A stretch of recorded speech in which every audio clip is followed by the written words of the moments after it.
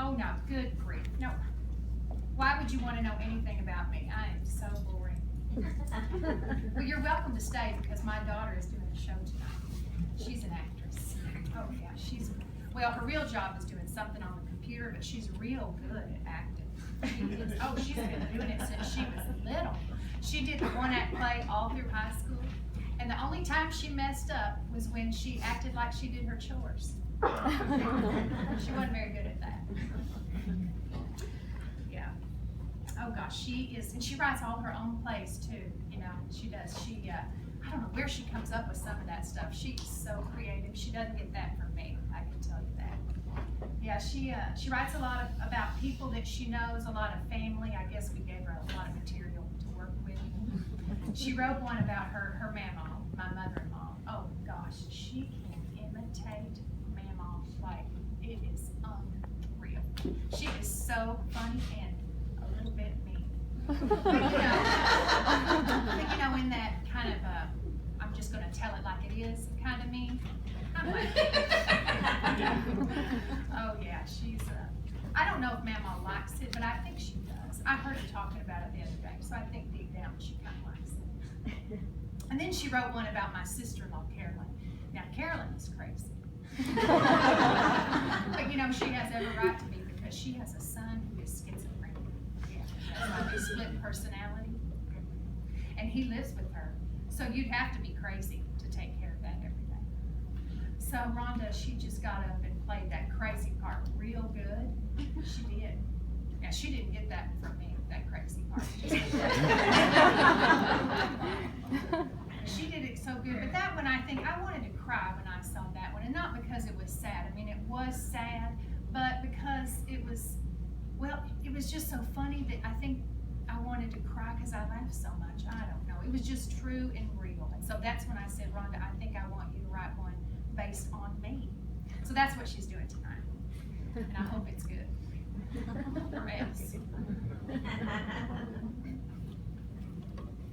But I hope she doesn't call her Gladys Cola. You know, when I told her I wanted her to write one on me, she said, well, we have to come up with a name. And then she came up with this name, Gladys Cola. And I don't know, just sounds like a crazy name if you ask me. And I didn't tell her that I didn't like it because I was taking drugs.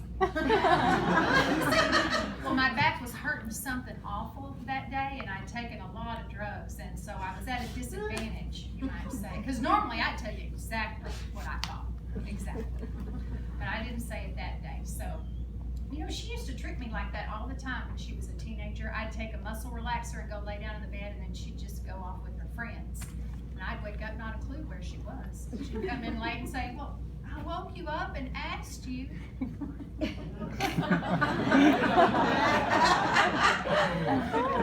Gladys Cola. You know, I think my grandson Lane, I think he came up with the cola part because they all think that I'm a Coca-Holic. They do. Do you know that my daughter, at my memorial service, my daughter Rhonda got up and you know what she said? She said that I was a Coke addict. In a church, in front of all those people. Oh, it got a big laugh. It sure did. Yeah. And I don't know, I do drink a lot of Coke, so maybe I am. They used to make fun of me, you know, because I would hide Cokes all the time. I had to, though. They'd come in for the weekend, and, you know, I'd put out a 12-pack, and it'd be gone like that. And they'd say, Gammy, do you have any more Cokes? And I'd say, no, I don't think so. They look everywhere. They get them out from under the bed, the closet, out the garage, the trunk of the car. I ran out of hiding places. But you know the good thing about being up here is you don't have to hide them, just in case. I mean, you never know when someone might come up here and take the last one. Have you ever seen how a Coca-Cola will clean off an engine? Can you just imagine how much you must clean your inside? You know, they used to tell me I should drink more water, but water, that'll rust your veins. Coke will clean you right out. Yeah. So she's going to do a show about me, and I hope, well, oh, you know what else, though, real quick. You know what else she said at my memorial service? She said I was a hag, a coke addict, and a hag. That's not that funny. But you know what? I was watching, and the whole town talked about it for about a week. They said it was the funnest funeral they ever attended. And it was kind of true. I mean, I used to work at Hager Slacks, and we called ourselves the Hager Hags. So I know that's why she said that. So I guess I am kind of a coke addict and a hag. So maybe I kind of am kind of a character after all. I just hope she tells some good stuff too, you know. Oh, and I hope she wears red, because that's my favorite color. You know, when I first got here, I got one of those standard issue white robes. And I marched myself right up to the top of those stairs, asked to speak to the man in charge, and I guess my reputation might have preceded me, because it wasn't long before a red robe appeared on my doorstep. Yeah. So, I'm sure she'll be wearing red. That's another thing they did at my service. They asked everybody to wear red. I just thought that was so great. I really did like that. And they had Coca-Cola with my name on it. It said Gang on the bottle. And they served Butterfingers because I love Butterfingers. Oh, I would have liked to have been there, I think. So I'm sure she'll be wearing red. And let's see, she'll be drinking a Coke. Maybe she'll be eating a Butterfinger. I don't know. What else do I like to do? I like to read. That might be boring in a play, though. I think she should.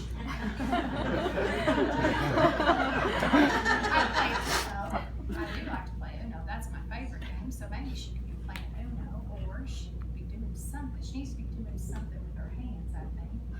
I mean, I make stockings. I do make stockings, so maybe she could be making a stocking. That'd be good, right? She could be sitting there in red, drinking a Coke, making a stocking. I made stockings for all my kids and all my grandkids, and lots of friends, lots of family.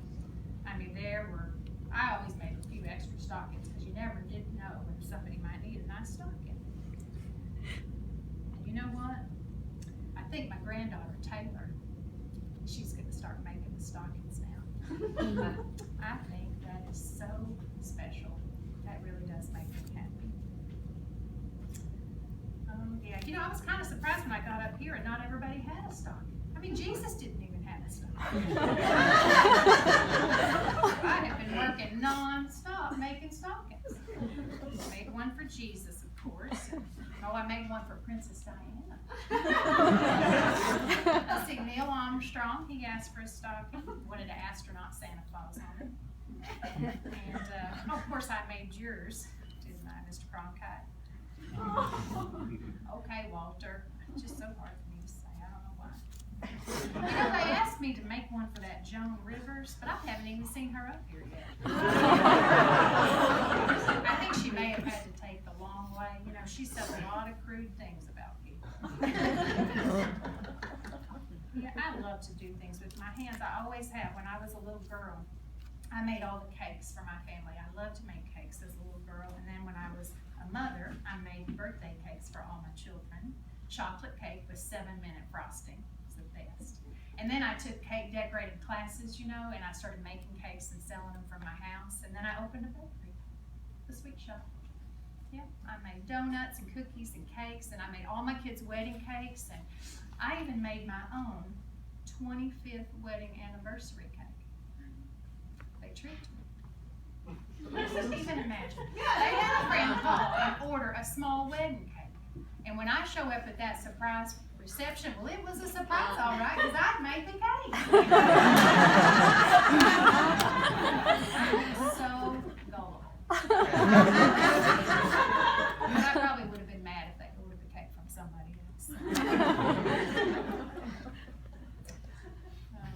Yeah, I like to do things with my hands. If I wasn't baking, I was always sewing. If I wasn't sewing or baking, I was taking care of somebody, because that's what I did. I took care of people who needed extra help. One of my last days there, Mr. Kester came to see me. I mean, I should have been taking care of him, and he was coming to see me. He is 98 years old and still there. I guess we'll never understand why some of us get to stay longer than others.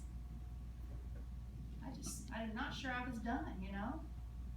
I mean, I still have a whole stack of Bed Bath & Beyond coupons.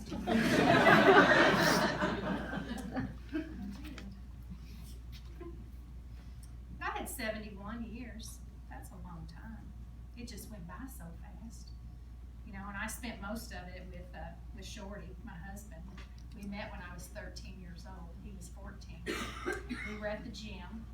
He says that he saw me and I was standing in front of a window and the light was shining through and a little breeze was blowing my hair and I looked like an angel with wings. He was down there playing volleyball and I asked my friend, I said, who's that really cute boy with a big nose? He still has a big nose. He was love at first sight. By 16 we were married. And we just celebrated 54 years right before I left. So 3 kids, 10 grandkids, 8 step grandkids, and 1 great grandson. And now there's another one since I've been gone. Just seems like there was a lot more to do, you know? It's kind of an interesting process, isn't it? You know, part of you wants to go and part of you wants to stay. But I knew when all those people started coming to see me that it was my time to go. And I didn't want them taking care of me. Oh, I know I got real mad and I said some mean things to them because they were trying to help me do some things, but I just didn't want to have help. That's the worst feeling when you can't take care of yourself. So I got out of there pretty quick. And I just wish, well, sometimes I know they're sad. I don't want them to be sad. You know, I look down there, I keep my eye on them, that's for sure. Shorty needs to get out more. But at least he hadn't killed any of my plants. So that's good. They all seem to be doing okay. That little Reed, that new great-grandson, he is so good. He is just like me.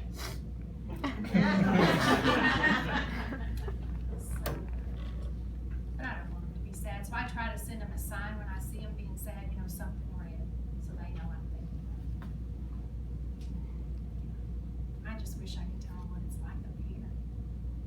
You know, I think the best part of heaven is that you see all those people that you've been missing for such a long time.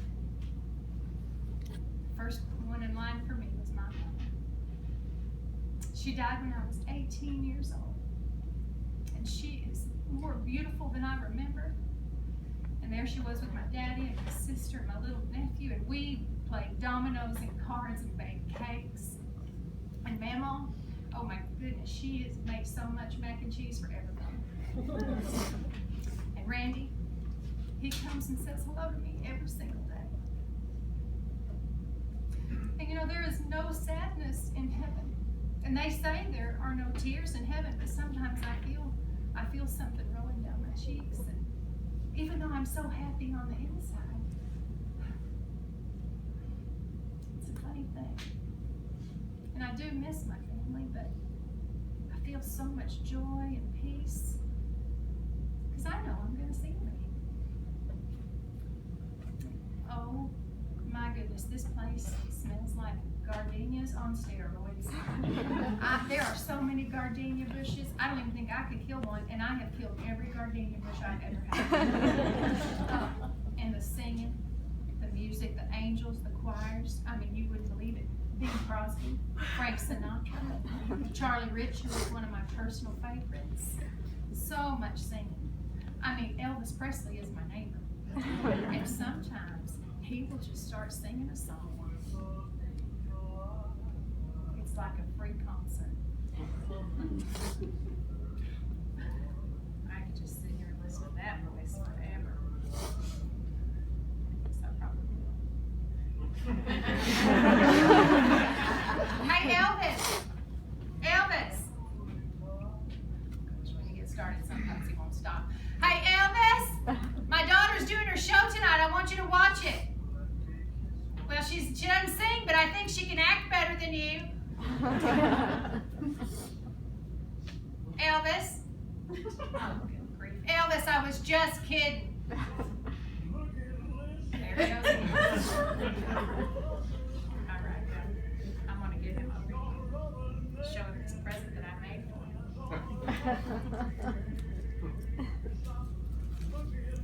He's not getting that. Elvis, look what I made for you.